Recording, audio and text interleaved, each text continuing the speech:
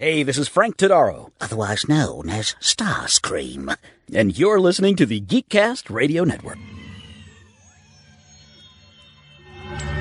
You're listening to the Geekcast Radio Network.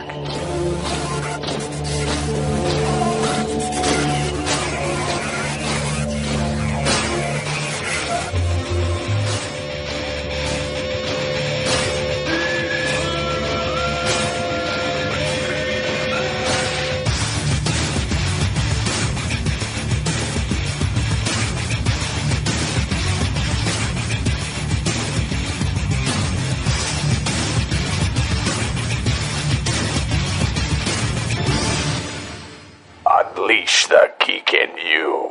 Batmobile! Ignition!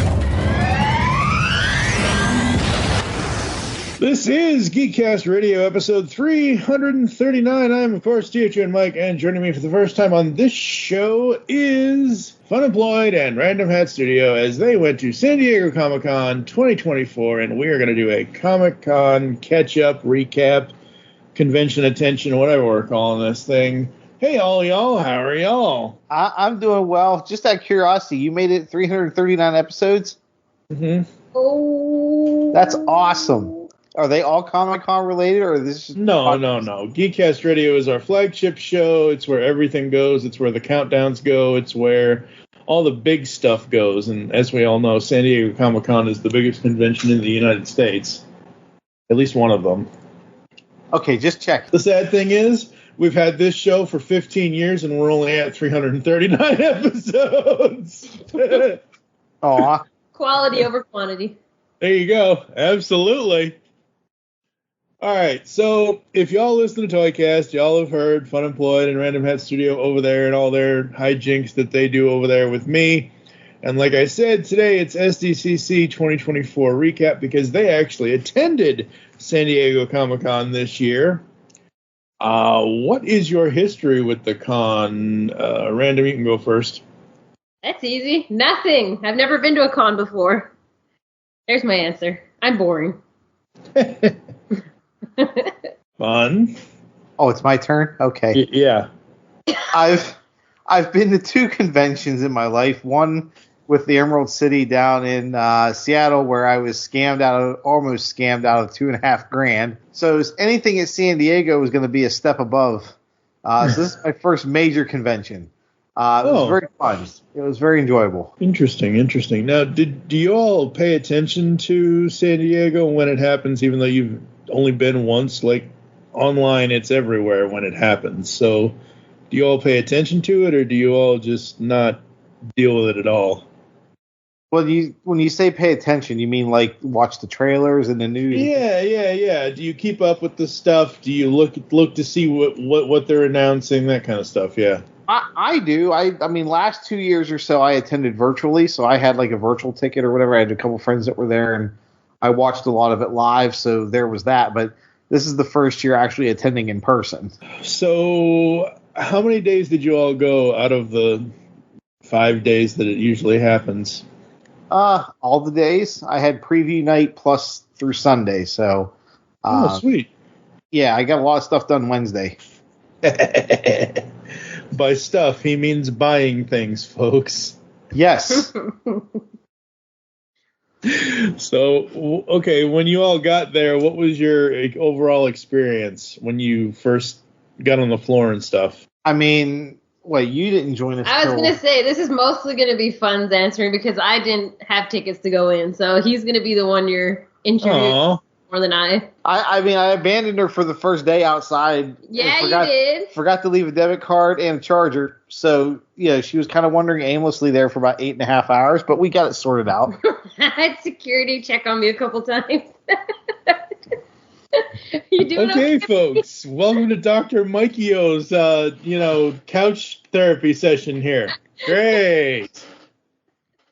And oh, good for life. No, other than the sense of abandonment, the rest of the first day at the con was actually pretty tame. It was still fairly busy, but preview night is is one you definitely want to go to. I went in and I had the ADA badge, and I had the pleasure of hanging out with some friends and going in to a couple of the areas that I normally wouldn't have been able to go into on preview night with the vendors and meeting and greeting some people. But I think preview night, I can see why people gravitate towards it, because you do get access to certain things much sooner.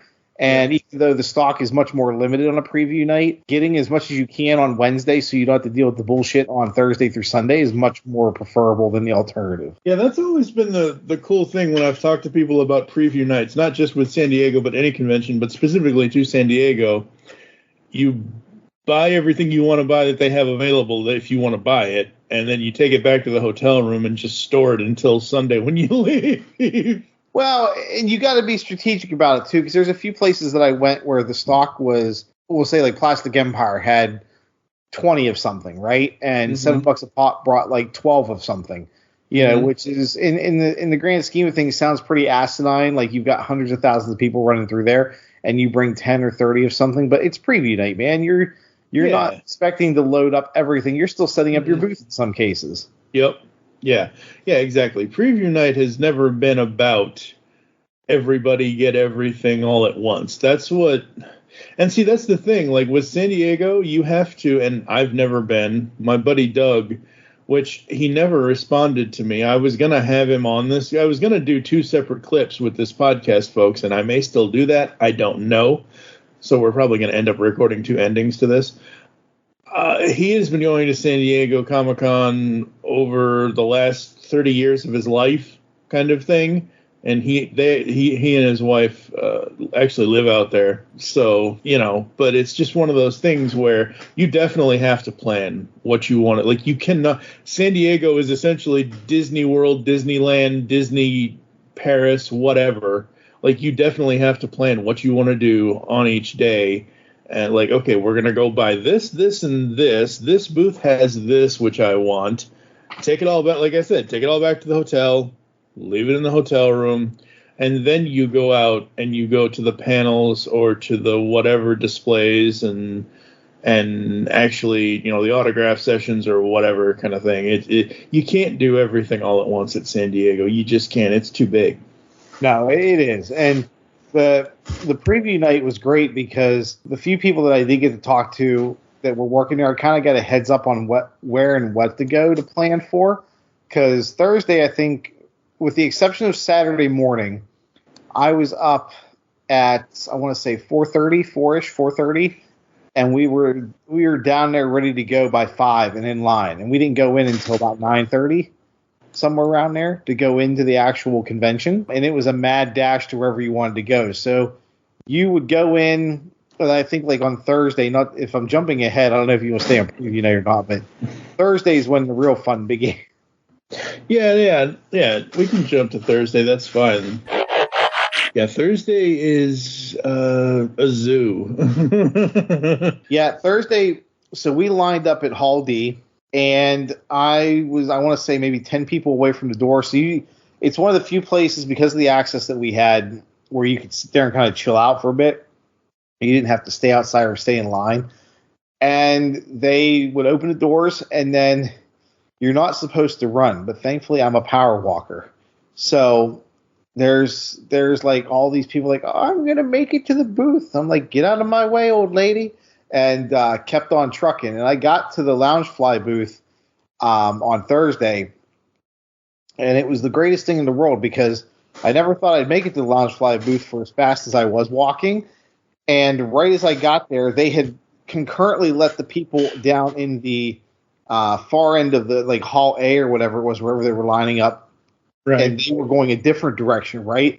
But I had traveled so fast from, I want to say, a half mile, quarter mile, on the other side of the building. I got there right as the security was starting to wrap the first group of people around the corner. So there's like, if you imagine you're standing in front of your door, right?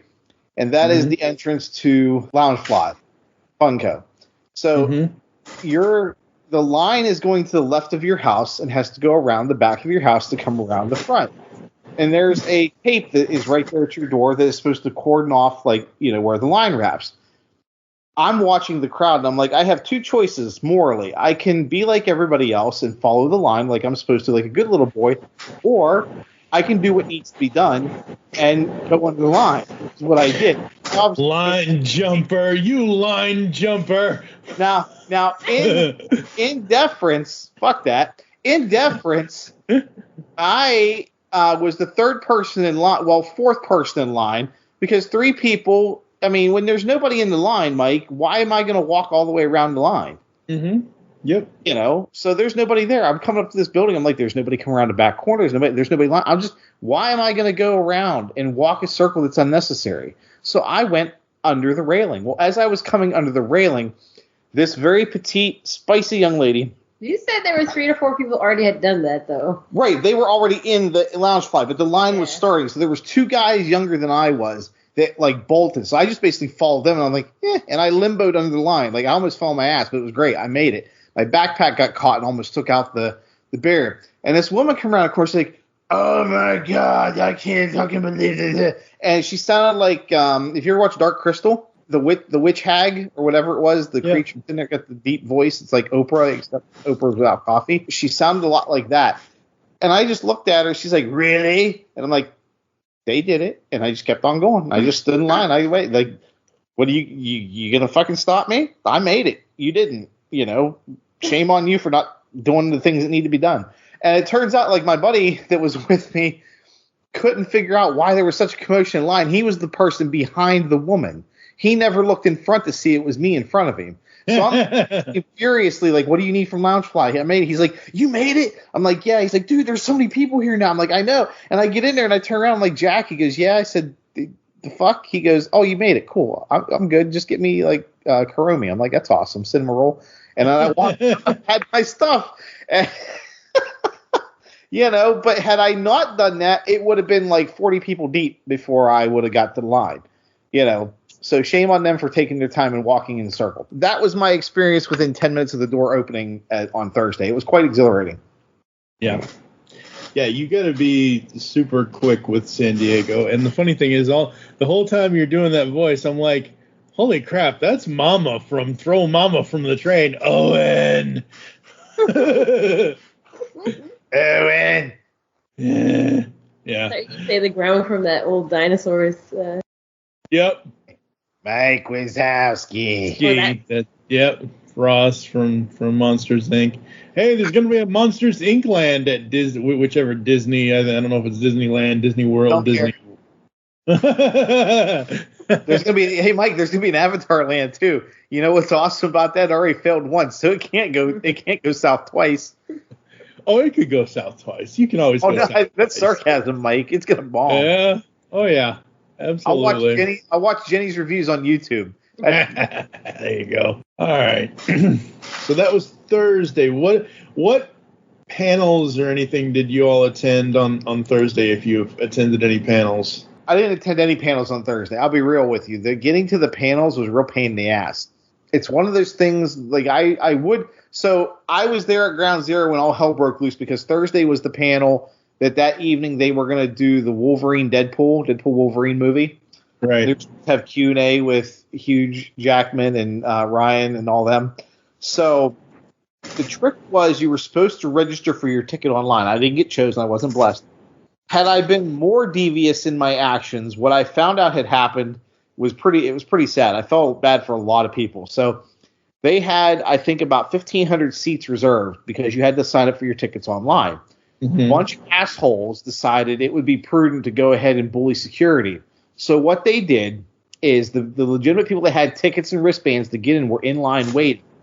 Somebody took it upon themselves to break through with a barricade and a bunch of people and overcame the security people, and they basically lost control of the line.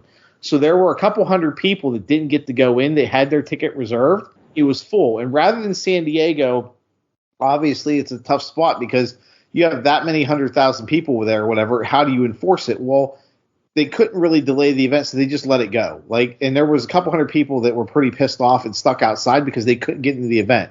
Mm-hmm. Granted, it was a free event, but that really sucked. And I shame on them for allowing that to have happened in whatever capacity.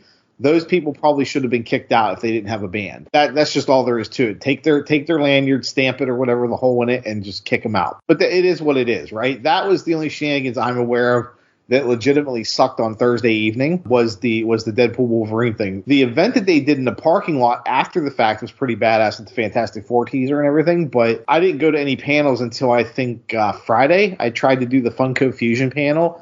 Mm-hmm. It was okay, but it was, I don't know, it sucked. Let's be real. It sucked. we like I could have watched the footage on YouTube, and it was neat to be like at a panel where Robert Kirkman showed up, but well, there was a lot of false hype and promises and whispers about it too, because a lot of whispers were going around that if you went to the event, you'd get a QR to get access to the game that they were putting, or Frodo or something. And there was also whispers that people who got in a certain amount of the few first ones would have Frodos, and so that created a lot of hype and false expectations towards even walking into the event. So you get there and I got there right as the line cut off, too. I barely made it because here's my biggest gripe. I signed up to be a volunteer at SDCC, right? Thankfully, I had legitimate tickets, so I didn't have to work, which is fine. You only would have had to put in like 2 to 3 hours a day, I found out, which is pretty cool. But it's completely random how they did it. My problem is that the people they had that were volunteering didn't know their head from a hole in the ground. So they were responsible for literally standing in their spot. If you needed directions, if you needed assistance with anything, if you needed to be pointed to somebody who knew something, they had no clue what the hell was going on. I can't fault them for that, but trying to find the panels to get to the various like meetings and things, the showcases they were doing, unless you knew somebody that knew somebody, you weren't going to find it in time. A lot of the places upstairs were filled up hours before. And I finally got to the Funko Fusion panel Friday morning. It was like 10:15, and I got it right at the cutoff. Oh. Yeah, and then I got an applaud from security because these 3 guys tried to jump in, but to be fair, again, terrible implementation of security and where they drew the line for cutoffs because they had so many people lining up. They had to get this guy and his kid like moved out of the way because the line was actually behind me. The next line was starting, and I was the end of the line. And they tried to jump in behind me, and security was like, "Thank you for calling that out." I was like, "Listen, I'm just here to do my job and get into the thing. Deal with them." Yeah, they were trying to attaché to me, and I'm like, I don't know these people. I came here alone. I left my other significant other abandoned outside. Wait. Did you just say your other significant other? How many other significant others do you have? There were some tempting cosplays out there. Honestly, I think that was the biggest. I know it's jumping ahead one of your other ones, but that was definitely one of the biggest issues overall, I think, was the security. Yeah. And you would think, as a convention that's been around for, God, what is it, like 50 years? I don't even know how old San Diego is. But you would think that one of the biggest conventions in America, biggest Comic-Cons, biggest whatever, would down pat by now. You really would think that they would have a, system in place every year that runs smoothly. Well, they do, but I think the part of the problem is human nature. Humans are assholes. So I watched a lot of people go in there that, if they would have done this outside of the convention, probably would have got their ass beat. Like, here's something, since I was locked outside and listening and watching people all day. Something I really noticed was that there was a lot of anxiety and stress and emotion related to how unenjoyable it was for children and families, sadly.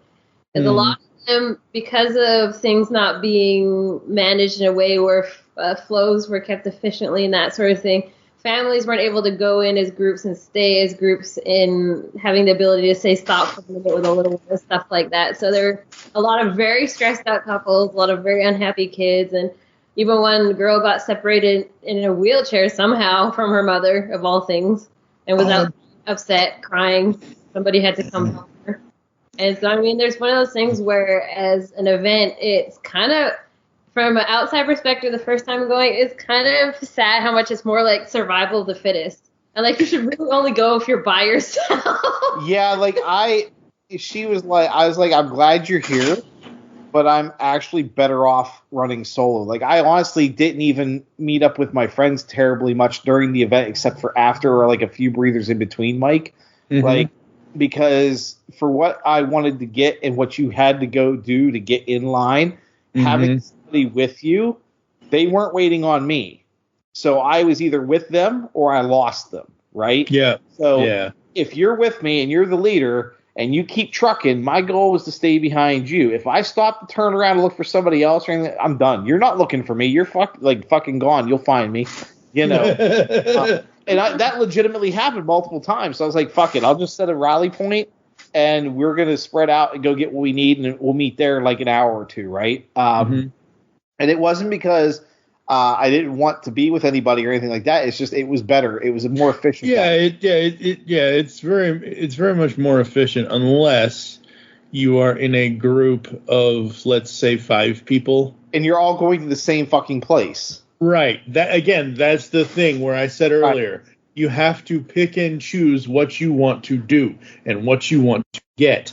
And what you can do, because I mean the limitations of tickets and access divide groups too, right? Because you can go as a group of friends and only 1 or 2 you actually have access to an event that everybody wants to go to. Right. So at that point, like my friend Chris and a few other people, he's from Australia, and he had access to the Funko booth on certain days. So, or he was going to a certain spot in the morning, so he tried to get like the 100% soft dumpster fires and stuff. So I said, okay, well, I'll go get the Chomps, or I'll go get the Mind Style Pops, or I'll go get this anime, whatever we can, we split up and divide and conquer, right? Yep. And then like Saturday, Sunday was kind of our day to just kind of like, okay, there's a few little odds ends we're going to get, but we can kind of breathe a little bit and just walk around and see what we can see. But a lot of people seem to avoid Saturday altogether. Yeah, Saturday, like... One of the guys outside was, I've been doing he was talking, he's like, I've been doing this for 16 years, and I tell you, Saturday's the one day that I try to avoid, if anything. Cause it's the chaos of everybody descending upon the con. Well, if you think about it, that's probably when, unless people, like most people, when they want to go to San Diego, they will pre-plan, like, we're not going to be working this week, or we're going to have this off, or this is our vacation, or whatever. And then you think about the people that actually live in San Diego, California, that go to the convention, or that may live just north or just south of San Diego kind of thing. All of those people who have taken off work to go to the convention, and then it becomes a congestion nightmare. It's almost worse than Spaghetti Junction in Louisville, Kentucky. Spaghetti Junction, for those that don't know, 64, 65, and 71 all converge into one giant road. No, it was, I mean, overall, going back to Thursday, Wednesday was cool. Like, just getting there, being able to walk around, experience it, and talk to certain people and see the booths and kind of what was going to set up and kind of lay out your plan of attack. It was nice. I think without preview night, I'd have been fucked.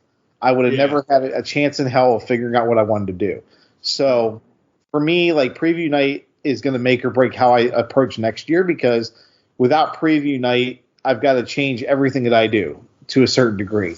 Because you don't know where stuff's located, really. Like, the map they give you is cool, but the map that they give you is you have to get one in person. The digital one online sucks. Like, the SDCC blog was cool, but God bless them, they didn't do anything to help the average person. Their PDF file was terrible, and I got to give them credit for the application they made. The SDCC app has so much potential. It's like a mini GPS, right? But the interface sucks ass. As someone who does user design and everything for that, like, if I'm typing stuff in, it just needs to be intuitive. It's not responsive. And it's an internet problem. It's just a shitty app problem.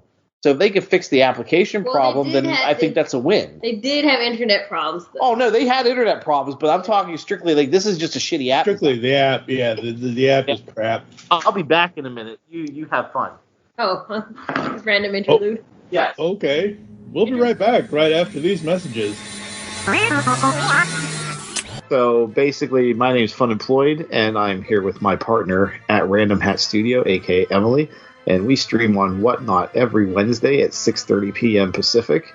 We look for family, friends, rehoming great collectibles to people that are willing to partake, and we give a portion of our funds every week to a specific charity, and looking to pay it forward back to the community that made everything that we do so wholesome. Yeah. See, like Wednesday, Saturday, maybe Wednesday, Friday, and Sunday are the easiest days. I don't know. Sunday a lot left already. Yeah. I don't know. Thursday's not bad once you get through the initial 3 hours. Like, the worst part is just being in line. Once you get into the first hour or so of Thursday, you kind of take a breather and assess, okay, what else can I achieve today? You know, I can't do anything else. All right, time to go piss around for the afternoon and just kind of unload what you can.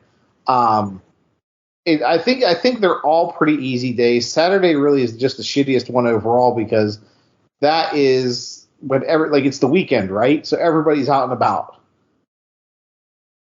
Yep.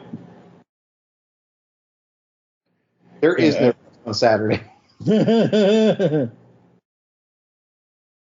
Yeah, Saturday seems to be the day that, like I said, and you think, like I said, you got to think about it. Maybe people couldn't get work off, so people that actually don't work on that only work Monday through Friday, maybe, and have weekends off. Well, then that's all of those people. That's when they are going to converge on the thing if they want to go to the thing. Yep, exactly. So. And then first day. Oh yeah, well, that's this year. Well, they had 2 Fun Days events this year too. So they did a Friday, Saturday. So that was, Friday was kind of calm there after 3 o'clock or so because everybody was getting ready for Fun Days to start lining up at 4:30, 5 o'clock. Yeah, it took about 3.5 hours to get everybody in there. Yeah, did you all go to Fun Days? We did not, but we knew some people who did go, so I partook through their adventures. There you go. Very cool, very cool. Yeah, I don't know. Like, for me, if I was, and this is not just for San Diego, this is for any of the conventions. If I can, like you guys, let's just say, for example, if I can say, hey, Fun and Random, I need this, this, and this if you're going, and I'll be over here at these panels meeting these people that I'll probably never meet again. Or, you know, I'll come home and go on the secondary market and buy whatever I may have wanted that I missed out on, kind of thing. Because it's choices. You have to choose what you want to do. And if you want to go to the panels and meet the people versus buying all the stuff, you already bought the ticket. You might as well go to the panels. Well, that's the other thing too. The panels, I tried to go to one because John Leguizamo was supposed to be there on Saturday, I believe it was, and it was the diversity, equity, and inclusion of artistry and something else panel, right? And you had all these, I'm sure, famously well-known people in their industry up on the wall, and then you had John Leguizamo, who is notable in his own right. Mm-hmm. And I was all excited, to go meet him and go to that panel specifically. And that's kind of where my frustration landed with the guides, because nobody knew their head from a hole in the ground, especially for the people that actually ran the panel. Mm-hmm. And then come to find out, after spending an hour and a half trying to figure out where it was located, he had canceled 2 days prior before the con. Oh, my God. Never advertised it to anybody. So I show up to this panel, and I'm like, well, I can see why this place is a ghost town. And I just kind of walked away, my head down, and just said, all right, back to the floor. Because there was nothing there of value. Nobody. And that's not a knock on the people that were at the panel. I'm sure they had a lot they wanted to say. For you personally? For me personally, it was worthless because there was nobody up there I wanted to talk to except for him. I had no concept of anybody else up there to talk to. So, meanwhile, you look 3 panels to your right, and there's Farland booth just rocking with their balls out, having autographs and a grand old cosplay party and everything for Spawn and all that good stuff. So, and he actually had 2 signings that weekend, both on the upper floor in the mezzanine and then downstairs on Sunday, which I couldn't make it to, but it was a ticketed event at 12 o'clock. that I want to try to get the OG Spawn reprint signed. But he was really the flashy part of that whole event there. Absolutely. You did get to meet the voice actors, though. Oh, well, that was for something completely unrelated. Yeah. All right, so let's talk about that then. Okay. It's part of the convention. I mean, I don't want to jump around too much. Where are we at in the questionnaire? No, it's fine. It's fine. We keep going. Like I said, we might as well talk about it now since it's part of the experience. Okay. You wild child. Living wild and free.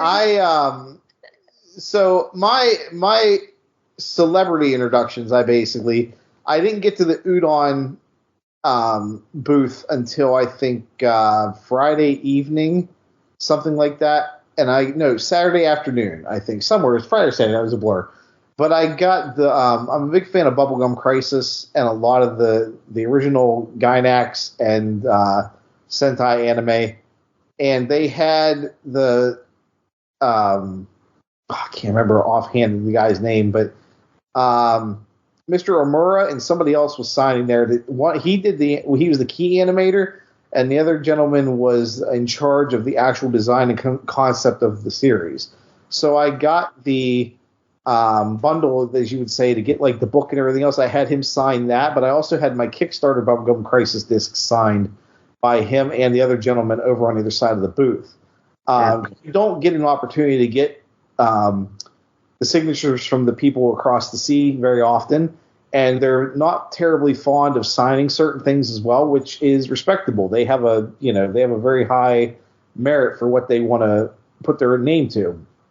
And the reason why that's important is because at Comic Collecticon or whatever recently, there were some jerkwads that decided to be some real abusers with the policy, and the VA for the Japanese voice actor for this anime basically like did it to placate him. But the best part about it was he didn't want to sign the windows of the Funko Pops and stuff. He signed the boxes. And if anybody that does the VA signings knows, that's the worst thing you can do to a collector, because you can't do window swaps. You can't really sell them and they were personalizing them, right? So they ended up making some concessions for it, but it ruined the experience for a lot of other people there because they put limits on it and they stopped certain things. But if you're getting it signed because you want it first. If you're going there to do what they were doing and what a lot of people doing at San Diego in some cases, you're doing it because you're flipping it, and that's not cool because the VAs know. Right? They know. Some of them were super sneaky about it because they would sign like on the side of the box, like where the white is, but not on the window. Or they would sign on the bottom of the box or the back of the box, and different things like that. Or they would only do it if you gave them their first name. So they were very clever about it. I commend them for that. See, for me, if I want, yes, obviously, as a fan, as a collector, yes, I would want an autograph on obviously the window, because I'm not personalize it. I've seen Funko Pops where people have signed the window, but they've written out this whole freaking they take up the whole window. I've seen that, and for me, it's if I wanted to be sneaky about stuff, I would For me, if I wanted to be sneaky and have something just for me that no one else can see, I would go to whatever. Let's say Will Friedle is at San Diego. I would take all of my Batman Beyond Pops, and I would have him on the inside flap of the top of the box when you open it up.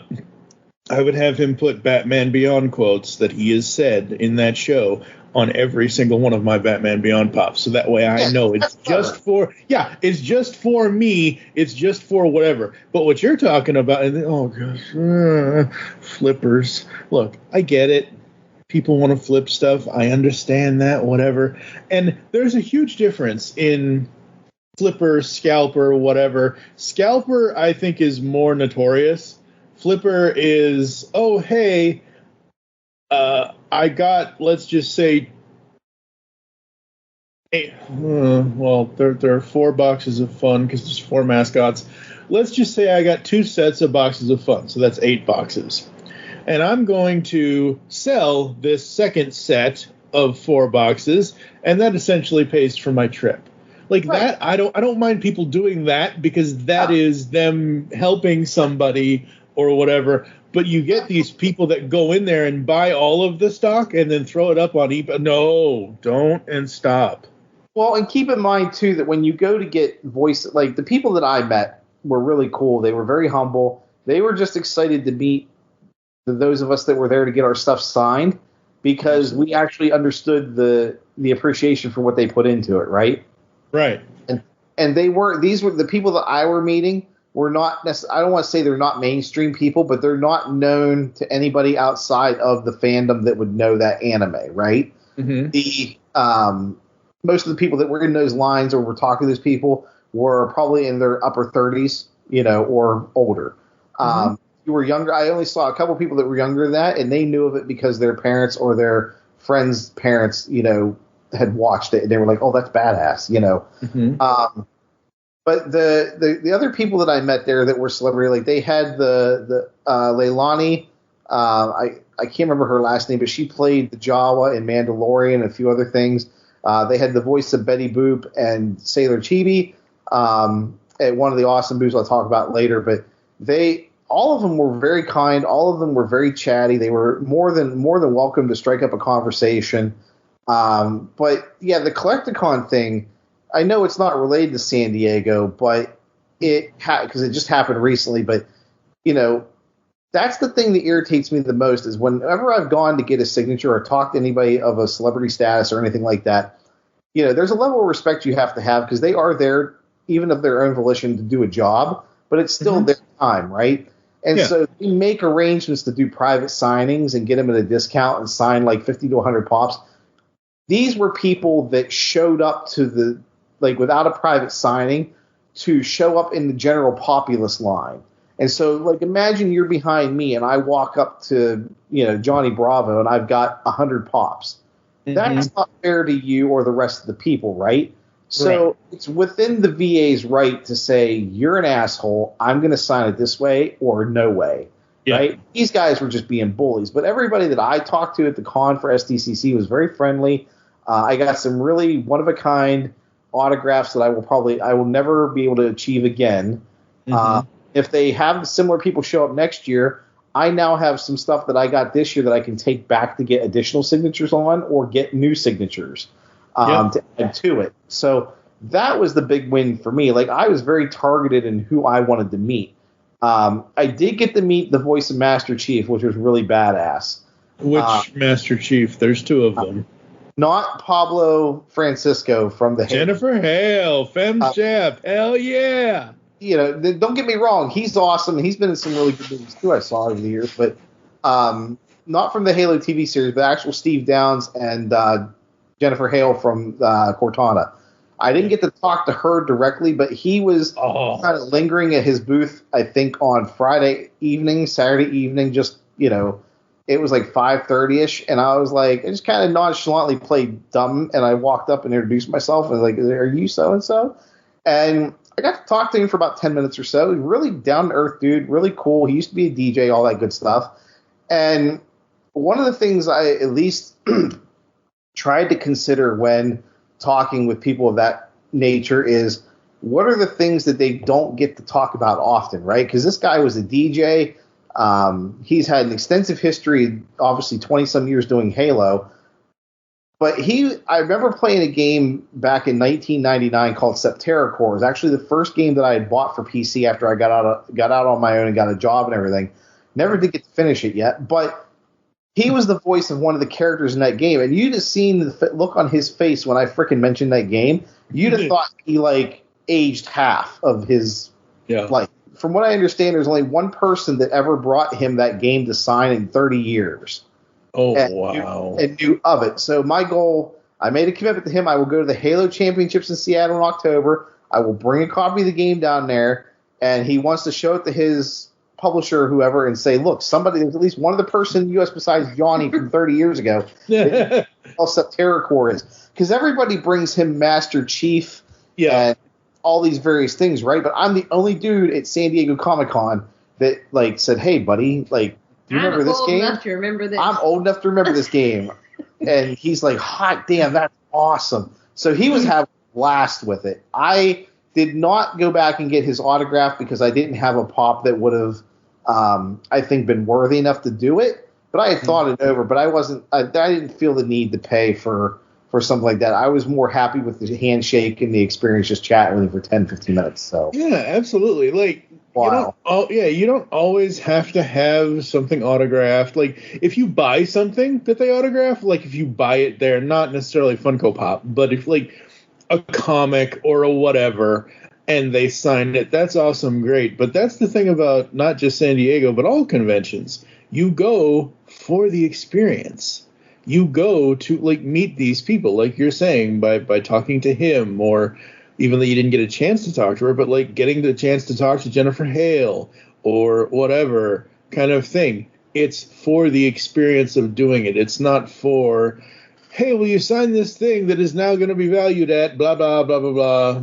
Right. Zeros, whatever thing, and I'm going to sell it tomorrow. Not that you would, but you know what I mean? Like, that's not the point. But it wasn't like high priority, let's put it that way. Yeah.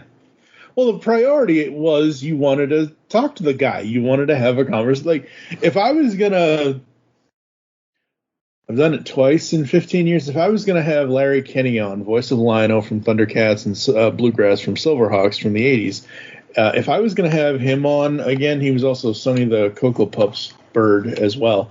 I think the one thing I would probably bring up to him, since I've already interviewed him twice about those various things, I would probably bring up the fact that Larry Kenney was the voice of VH1's Best Week Ever. Most people don't know that unless they watched that show. But he was the narrator for that. And yeah, you go to these conventions and you talk to these voice actors and people and bring up the stuff that no one's talking about, because that's going to brighten their day, because that shows them that you as a fan are paying attention to just more than whatever the thing that they're doing is in the spotlight that they're most famous for. Oh, hell yeah. You guys just sitting at a table signing things over and over and over. Not saying that they don't enjoy it. Right. To do it, but I'd like to think I played it strategic because I knew that I wasn't going to be able to get an autograph from him in the way that they would have preferred, like as far as buying like a VIP package or anything. I knew that at that time frame of the day from Thursday, it was slow enough that he would have been able to have a conversation. Mm-hmm. And he's just sitting there chilling, hanging out, recording some stuff for a GameStop thing, which, sorry, GameStop, you're going down. That's another podcast altogether. I can understand why GameStop can take the publicity they need, but talking with him was very genuine. He's a really cool dude to chat with. So that was probably the highlight over the Japanese voice actors being secondary now to that experience, and then going down and meeting a few other odds and ends people at a few other booths as I wrapped up the weekend. Don't forget, Mike Becker waved at you. Are you sure that wasn't your highlight? Did Mike Becker wave at me? I don't remember him waving at me. You told me that he waved at you from afar. Oh yeah, I got a half wave when I was walking by, like the day before I was able to go in and get a photograph with her inside the convention through some nefarious means. I did get a half wave from Mike because they kind of had him on lockdown. If you didn't have a pass through the Funko booth or whatever, you weren't talking to Becker. No, and then getting to meet him throughout the event, it's like he would do a pop-up, and you're like, that's where he's at. And you go over there, and it's like he's already gone. You're like 5 minutes behind wherever that man is running. He was fast. Yeah, Mike is everywhere. And now we don't know where he is. I want whatever he was sniffing, smoking, whatever it was, because he was on stuff. It was amazing. That dude is everywhere. He was so positive. Like, it was just cool to see how hyped up he was throughout the whole event. Like, in the times that I did get to catch him in passing, walking by the booth or just, seeing him on the videos and stuff, he's a very positive guy.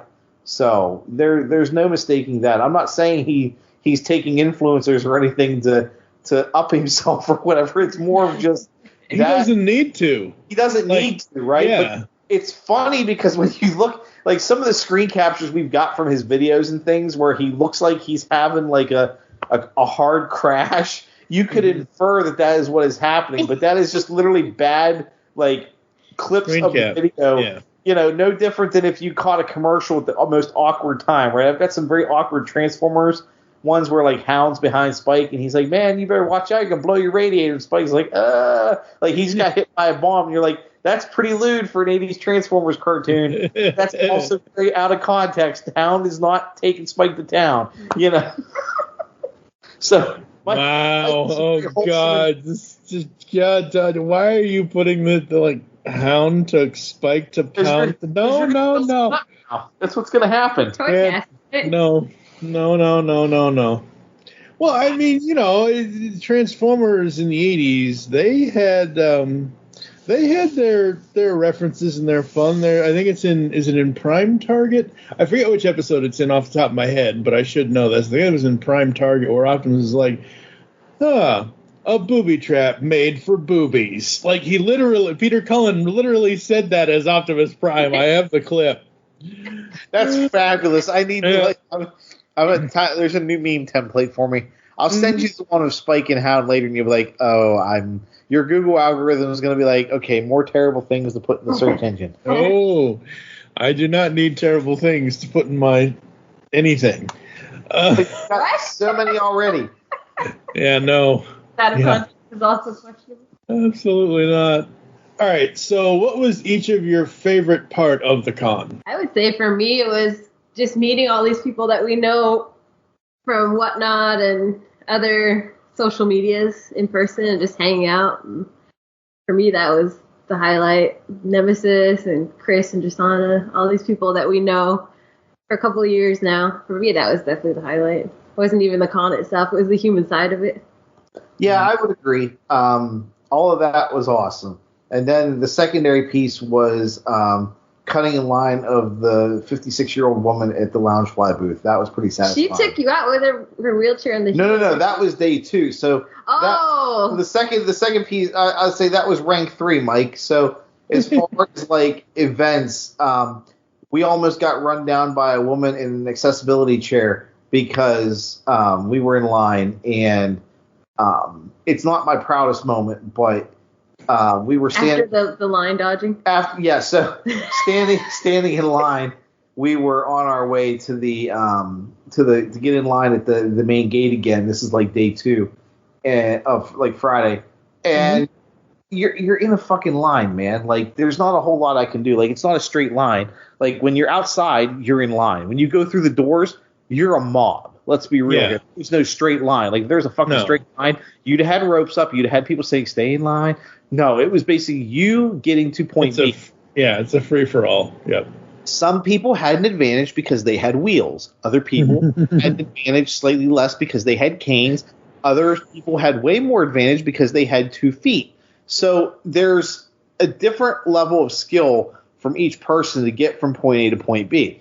So in our case, we happened, and my feet were killing me, so I wasn't very advantageous. But I walked as fast as I could to keep up with my friends, right? Because, again, like I told you earlier, it's either you or them. So we got into the pace to get to the gate. And this woman, I guess, that was in front of us at some point with her I call her handler. They were getting her and her compatriots to the gate, but they were expecting everybody else to stay paced behind them, and that's what the crowd is doing. Nope. So it's the difference between expectation and reality. Expectation is you want everybody to stay in line. The reality is, fuck you, I'm going. So we got in line. Well, at that point, they started to funnel you into a line. And she was like, okay, the first day with Loungefly Lady, she was visibly upset, but like it's everybody for themselves, right? And besides the fact that, there's nobody there, I'm not going to be like, well, let me wait here for 10 minutes to see if the line comes around the corner. The line was empty. I jumped in. In this case, there's a little bit of wiggle room for arguing, but I'm with mob mentality. I have to follow the crowd or I'm going to get run over. So we actually ended up being in front of her. Well, she pushed her way to the front. And then she started running over the back of our feet and trying to like brake check our heels. And that's where my other friend Chris kind of drew the line, because at that point, like the second time that she hit his heel and like clipped mine, we were about ready to throw a wheelchair over. Now I would never incite violence against someone who is handicapped or, you know, physically challenged or anything of that nature. But when you're intentionally running people over because you're upset, that's where I draw the line. You are now at the same level I'm at, because you have now challenged the authority. My feet already hurt at that point, so I wasn't in a position to kick the chair over or anything, but by golly, I had a stick that would have gone into the wheels. You're so dramatic. I am. It's a fulcrum, people. It's a fulcrum. You put the stick in the wheel, you make a fulcrum. She wouldn't have flipped the wheelchair anyway, Mike. She had somebody holding the back of the wheelchair down. My point is that we legitimately followed the rest of the mob and got to where we needed to go. It's more dramatic than what it sounded like, but she was very angry, and I've never seen somebody try to intentionally run over somebody's feet. The first time it hit, it caught me off guard, and I almost fell. Had I fallen forward, I would have probably grabbed onto my friend Chris's backpack, and he would have lurched forward, in which case we would have been falling like dominoes. So I bring it up as a joke because I can joke about it, because I was there, and it was not like anybody was doing anything malicious, but she was legitimately going to cause a problem had she continued to be that aggressive, right? And the most hysterical part, really, of the whole thing is that by the time we got to the door, guess what? We were all in the same damn spot. Yeah. There was no advantage to anybody in any way, shape, or form, right? So, if anything, she should have been more pissed at the woman who had the hover round in front of her that had a motorized vehicle with 4 wheels instead of 2 big ones and 2 tiny ones and somebody pushing her, because she had the advantage. And when it came push to shove, guess who I was behind? I was behind that lady, because she plowed the road. That's how I made it to Plastic Empire on day 2. They really need to have some attachments that are like Mad Max for some of those vehicles. This lady. And all I can think of is Beverly Hills Cop Axel Foley. Of course we're in a snowplow. What's the fucking problem? That's exactly it. Well, so that reminds me too. So on Friday, you talked about, memorable things at the event. They're all going to be like terrible things that you would never laugh about in public in front of people, but there they are. So you've seen Game of Thrones, haven't you? Have you seen Game of Thrones? I've seen the first 25 minutes of the first episode of the first season, and all they did was walk, and it bored me to death. I've never watched the show since. Cool. Are you familiar with Hodor? No. Fucking hell, Mike. Okay. So Hodor is the guy that, without spoiling the show, oh, fuck it. Okay, so for years, Hodor was like, Hodor, that's all he says, right? And the phrase is actually hold the door. Right. So, again, imagine you're staring at your wall, your house, whatever, there's a boat. There's like 10 doors in front of you, right? And we're all in line. I'm behind the woman in the hover round and everything else. I'm like, oh, please, heaven, don't reverse. And I've got the woman in the wheelchair behind me and her handler, and everybody's like, hey, you got to move forward. I'm like, I can't move forward. There's a fucking hover round in front of me, and I've got a crowd of people like compressing me. So He jumped on it like a chariot. I was tempted. So Friday was a madhouse, like more aggressive than most, because that, like you said, Mike, that was the weekend. Everybody was off their booze and they were ready to rock and roll Friday morning. Yeah. So what happened Friday was, it must have been the rumor that everybody had from what happened in the Wolverine Deadpool the night before, where they're like, hey guys, I got this great idea. So we're going to go to Hall D, right? Because clearly they don't fucking care about security. And we're going to go ahead and we're just going to form a mob and just start pushing through the line. So once you get to capacity at the front, like these inlets at the doors, you kind of have to sit down. They've got like 6 rows, like A through G or whatever, where you actually line up at like 9:30 or 9 o'clock, whatever. And then you wait to move forward. So they were going to open the doors, but at that point, security was yelling in the back for like 10 minutes to tell people to knock it off, because they were actually, there was about 100 and some odd people pushing their way forcibly to Hall D and pushing their way to the front of the line and knocking over those of us that were already there, right?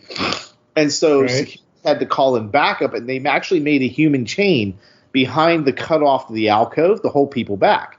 So now here's where the fun begins, right? So we're kind of sandwiched in between the doors and the mob of people. They had they not opened the doors, we could have had some serious injuries because people were assholes and they were literally going to crush us against the doors. That's how much they were pushing. I commend security on actually saving our lives in that case because the people in the back had no idea what the hell was going on. They were going to get trampled.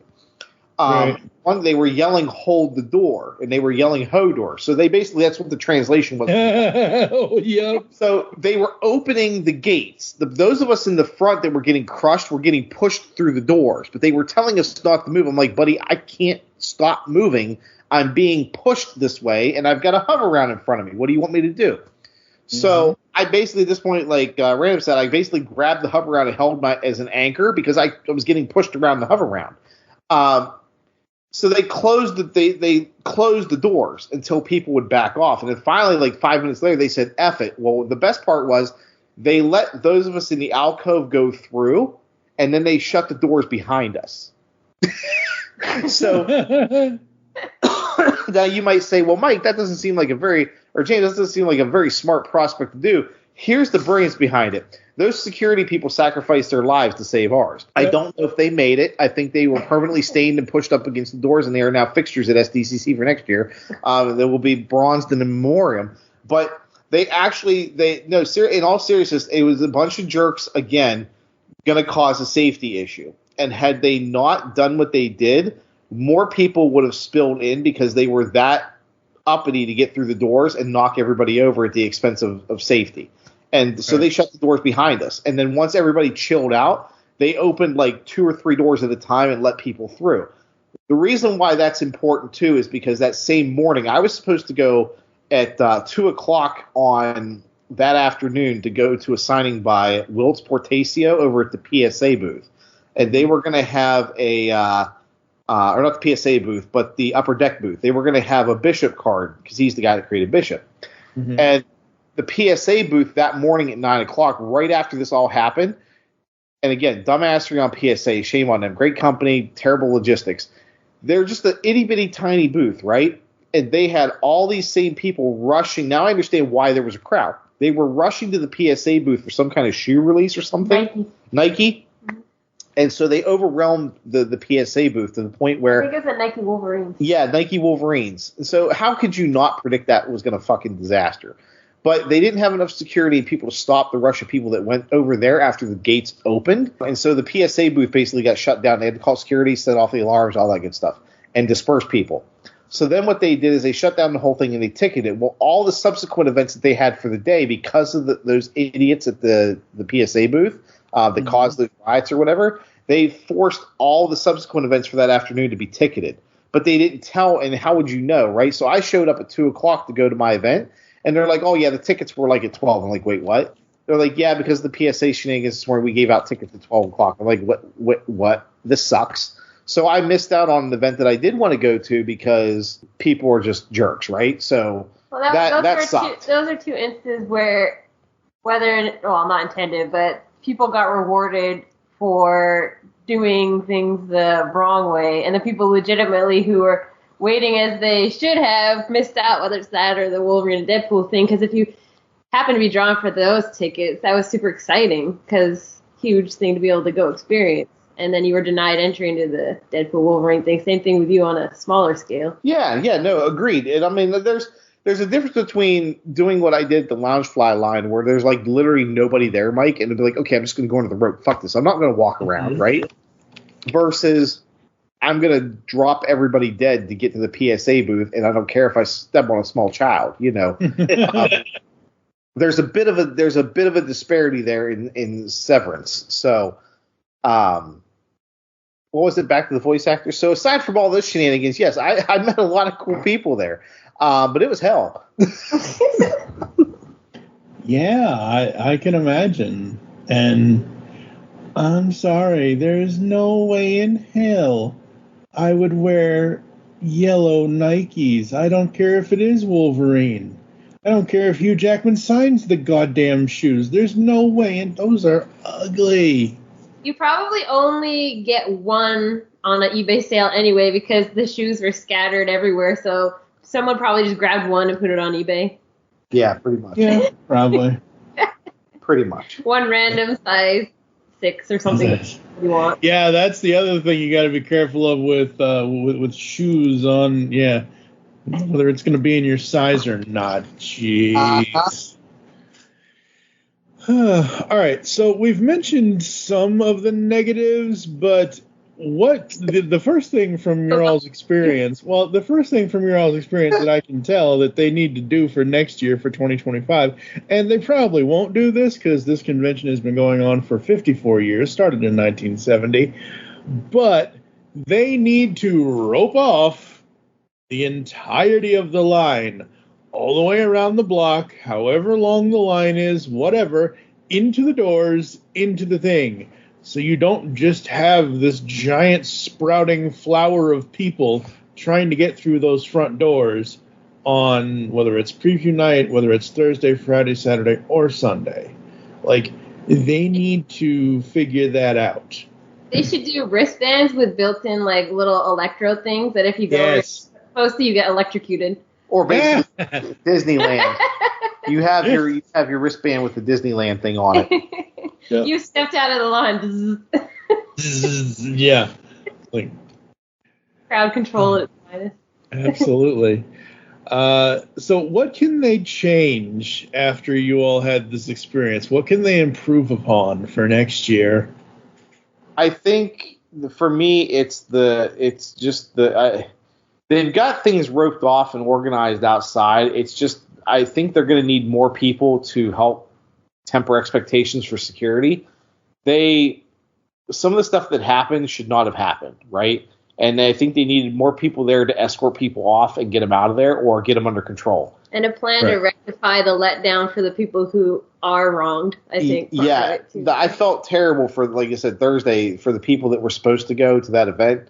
That kind of set a bad expectation because going into Friday, they had similar experience. Like I said, there was a lot of us that were, in all seriousness, it was very dangerous for what could have happened had security not stepped in to stop the crowd because they just didn't care. Like I said, it's you or them. And I mean, for me, I was in a position where I would have had to jump over the hover round or whatever to get around because I was going to get crushed. And thankfully this woman hit the gas and plowed the road, but that's besides the point. If she hadn't been there and they didn't have security there, we would have got toppled. But I think more people, more volunteers, and more, I think just that type of logistics is going to need to be done. The second thing, too, is, like Em said, making it more accessible in the aisles because when you're walking down those aisles, they're very packed, they're very busy, and they had a lot of, I say, decent line management, but it literally was a lot of line management.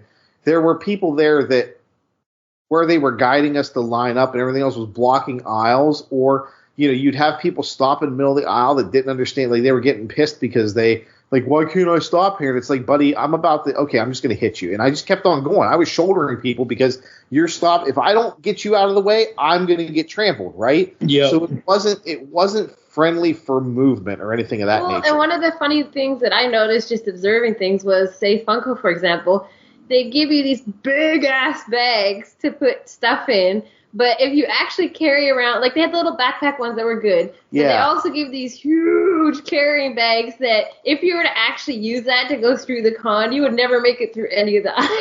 I did for like an entire day, and it was rough. 4 foot by 3 foot bags kind of thing. They were as big as me. Yeah. I could have lived in one. So you were dragging behind him while he's carrying it. Yeah. They were very helpful, though, but damn, they were big bags. And I would say that if it were at all possible logistically to have, one, that internet lapses in the actual building, but two, like for families and stuff, it'd be nice to have like a slow lane option. Yeah. Where people who aren't just wanting to race from opportunity to opportunity to maximize it to like the amount of stuff they're getting. Like ones who just want to experience the booth slowly or the art, for example, because when you're going through that at a forced pace, you can't actually stop and admire all the artwork that's there. Like for me, that was one of the sad things was like basically, getting shoved past things. Yeah. Sunday was the day to go in and really appreciate a lot of the artists and see those things last minute because it was slower. You didn't have to worry about it on Friday and Saturday, but Sunday was at least somewhat manageable. Or late Saturday afternoon, once people were like, "Oh shit, the Funko event's going to start." Everybody dip, Mm-hmm. Yep. 5 o'clock to 7 o'clock was pretty much prime time to go look at the odds and ends stuff if you were worried about getting shoved around. Yeah. And honestly, I would imagine if you were there with children, one of the things that I noticed if you didn't have tickets, or whatever, was I watched people, they had no access to any restrooms and stuff. Like people who have little kids, that would have been a nightmare if you were outside and you couldn't use any facilities with little kids. That would have been terrible. But there were no outdoor restrooms whatsoever, so you were screwed. Like, and the venues that they had around there were cool. Like they had a lot of things for the Penguin and Dexter and SpongeBob and stuff like that, right? But SpongeBob didn't have a toilet. So you go to SpongeBob to fill up your water bottle, but then if you got to go wee-wee in Bikini Bottom, you're out. You there's nowhere to go. You're in the bushes. Just go hide behind the stadium. Right. Go behind the stadium and just go. Find a statue and hide. Absolutely. All right. We are going to take a quick break. You're going to hear some podcast ads and some other stuff. And we will come back to close the show right after this. Hey, welcome to the Last Comic Shop Podcast, a comic book podcast that actually talks about comics. Yep, each week we open the shop up and read and discuss a comic. Sometimes we pair that up with comic book movies or TV shows. Or not. Lots of times it's just comic books and sound effects. Oh, yes, definitely lots of sound effects. So tune in on all the major podcasting platforms to the Last Comic Shop Podcast, or check out our library of evergreen shows at www.lastcomicshoppodcast.com. For the best in science fiction, join Mark Baumgarten, Vicky Jakubowski, Zion Kiros, and Juan San Miguel on the award-winning podcast Mark Who 42's Universe. Doctor Who, the Marvel Cinematic Universe, Star Trek, and more are all fair game with Mark Who 42, which has been around since 2012 in one form or another.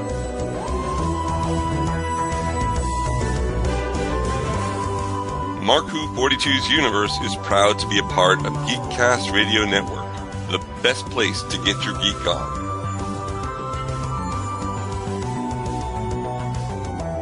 Listen to us bi-weekly or weekly if we have a topic relevant for you, our listeners.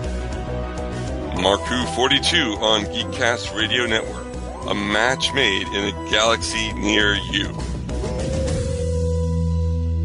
On the Simplistic Reviews podcast, we talk movies.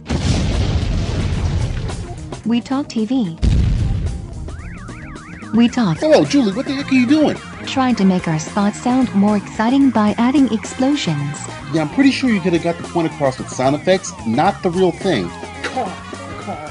Download this show on iTunes or at simplisticreviews.blogspot.com. I'm sure your insurance company will cover that. No, they won't. No, they probably won't. Edit point.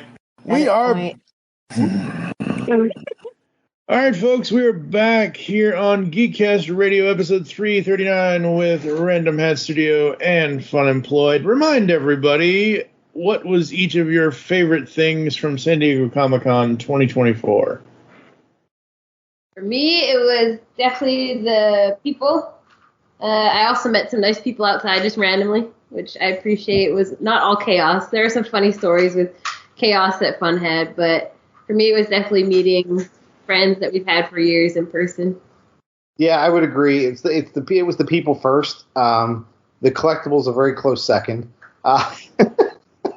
He says as he buys every single expensive thing he wanted at the convention. Not everything, but I found a couple really good treasures. It was worth it. So, but no, the people first, and then obviously the collectibles and physical items and things were second. So that was. We went down with a mission to meet some people, and the con really just kind of helped do that. Well, and I think, there were a few pieces that you were definitely excited about and you had to have, and they are nice pieces, but a lot of it also was like we were talking about earlier, there is an aspect of offsetting a little bit of the expense of the trip by what you get when you're there. So you always have that in your mind too. Mm-hmm. Right? That's why I've got Deadpool dumpster fires. Thanks, 100% off.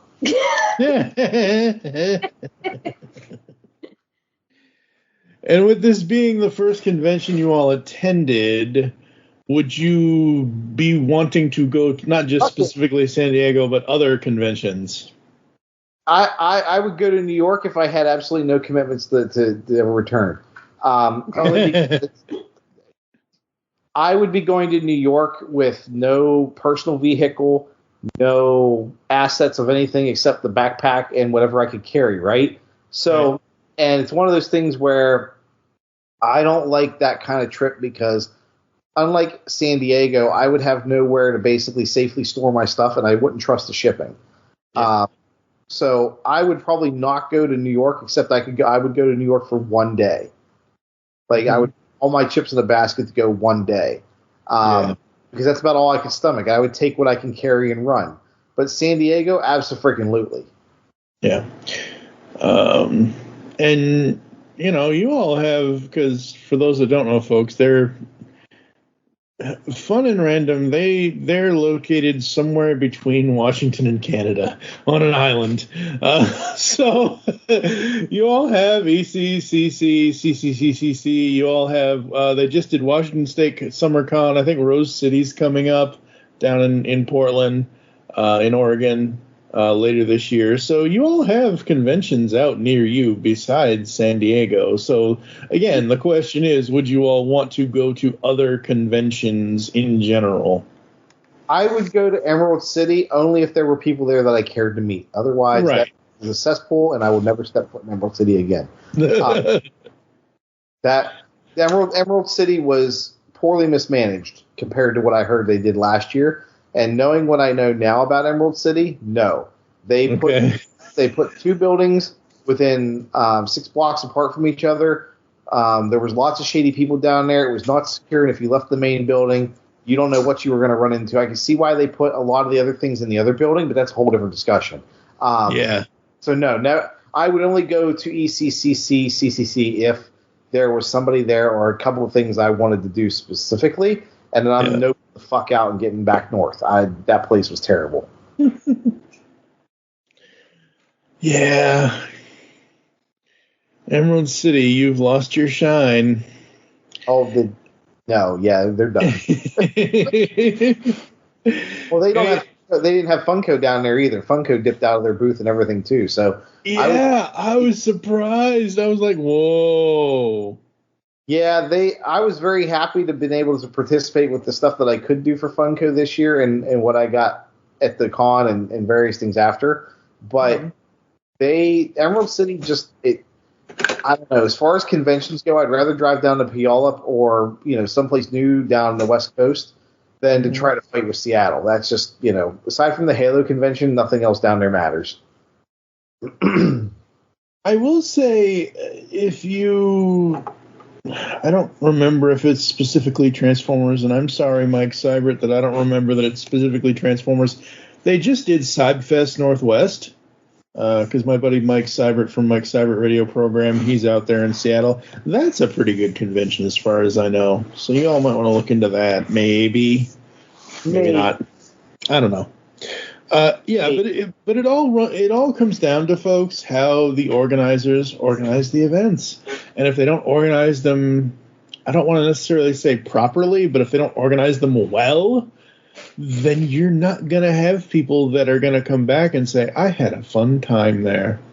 I think for me, I would summarize it as safe and pace. Is it a safe place, or it feels safe and the experiences are overall safe and positive, and the pace of the event, can you enjoy it at a reasonable pace for the amount of time you could be there?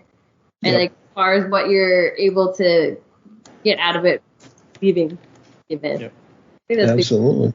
Because I would say your Emerald City experience was mostly tarnished by the safety aspect of it.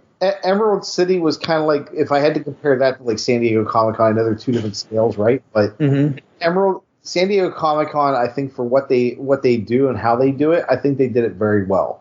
I'm being critical only because obviously there's always things you can improve more, but what they do achieve with it year over year, I enjoyed it. I think they did very well, and they're always going to have to work on the manpower and the security power. I can't say manpower, the people power and the things that you need to get those cons moving, right?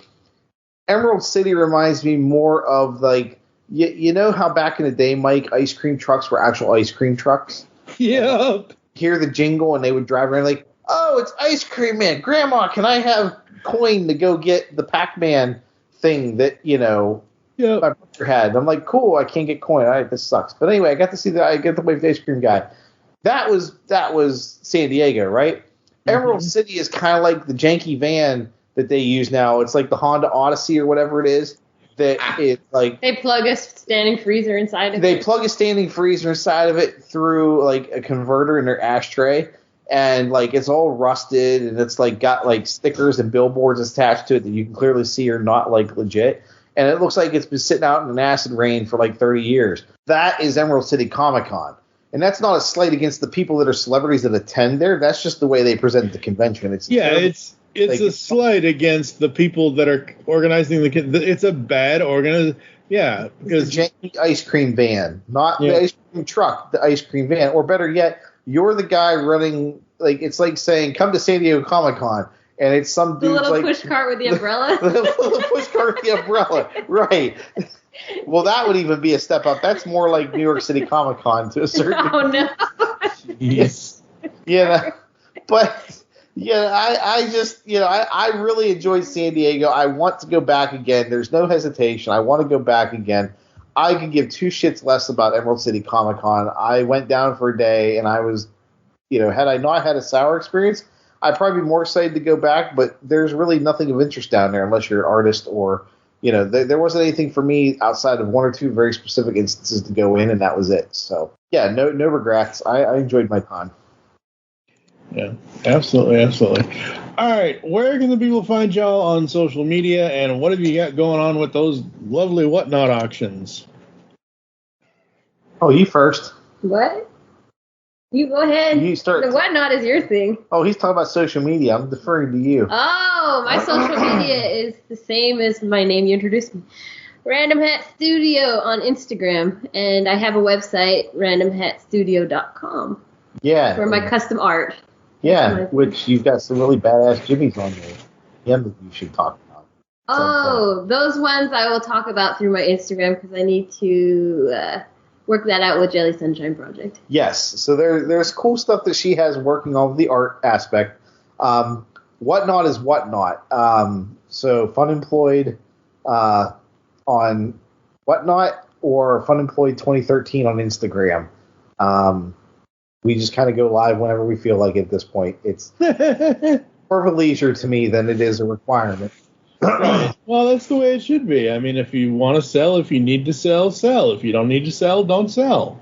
Well, and I just want to show up, and if there's nobody there, it's like I'm cool to hang out for an hour or whatever, but just cut the ripcord and move on with life. It's we're working things out, and we'd like to do something different than just showing up to Whatnot and just kind of hanging out, but. It's a very, I think Instagram Live is going to be the preferable method going forward. And doing things through, if we did sell anything or whatever, doing it more through the Instagram channels. And plus being able to sit there and actually talk to people through Instagram Live, whereas a Whatnot platform, you're kind of at the censorship and behest of a corporate authority, whereas Instagram Live is like, hey, this is my house, fuck you. We're not forcing you to click, Yeah, that's why we're playing around still with the idea of Random Fun being just a place where everyone can come to the Instagram Live and talk about whatever, offend everybody equally, just get some good laughs. In good spirit. There will be no offensive material or any intentional maliciousness or anything like that. But if you come in with a closed mind, that is more your problem than mine. Well, the one true offensive character in all of Star Wars. No, he plotted it, right? That would be R2D2. Because it's nothing but beeps. Oh, God. All right, folks. Check him out on Whatnot. Check him out on Instagram. FunEmployed 2013 on Instagram. Random Hat Studio on Instagram. And FunEmployed on Whatnot. They are awesome. They'll be back, I'm sure, at some point or another. And you can catch them over on ToyCast at some point here in the future. For now, thank you for listening to us here on Geekcast Radio. If you'd like to get in contact with us or leave feedback for the show, there are several ways to do so. Visit the website, brand new, all new, geekcastradio.com, where you can listen to and comment on any of our content. You can check us out on all the podcatching clients that you choose to use. I prefer people use Spotify, but that's just me. You can follow us on Twitter. Yes, we still call it Twitter because Elon isn't going to give it to us anymore. At Geekcast Radio is for the network. At TFG1Mike is my Twitter. Become a fan on Facebook. Go to facebook.com/Geekcast Radio Network. We hope you enjoyed this episode of Geekcast Radio. Wish you'll join us next time, as we'll be talking about yet another geeky topic. I have no idea what the hell I'm doing next time. So for now, I am TFG1Mike with Random Hat Studio, a.k.a. Emily. And I'm bringing cow trips to protect myself from wheelchairs next time, a.k.a. FunEmployed. Thank you for listening. Until next time. Autobots, roll out.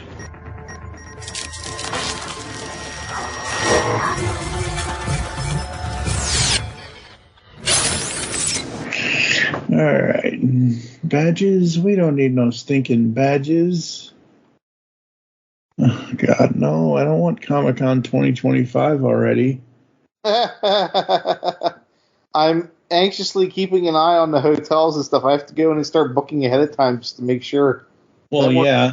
It worked out very well last time. I don't want to wait for the announcement. I already know when the event's going to be. Yeah, 24th to 27th of July next year. Yeah, let's go. Uh-huh. I'll just stay at home. It's okay.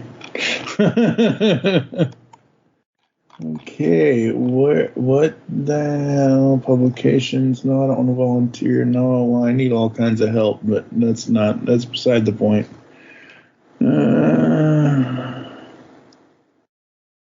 Okay. San Diego Comic-Con 2024. No, not 2025. 2024.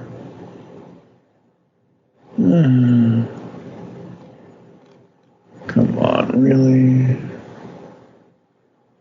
That's not. Here we go. That's. Oh shit, that's on Facebook. Ugh. Come on. Come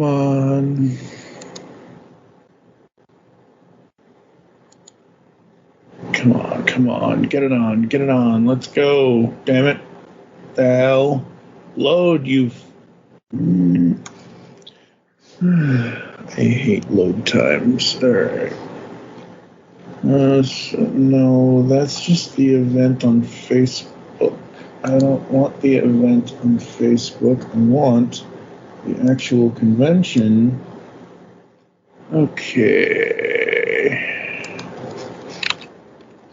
Diego.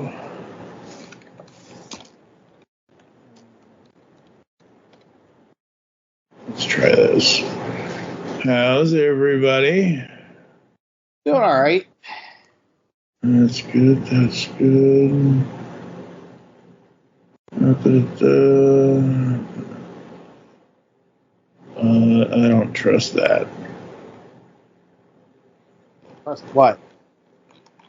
So when you do Google, obviously, it shows you what websites the links are coming from.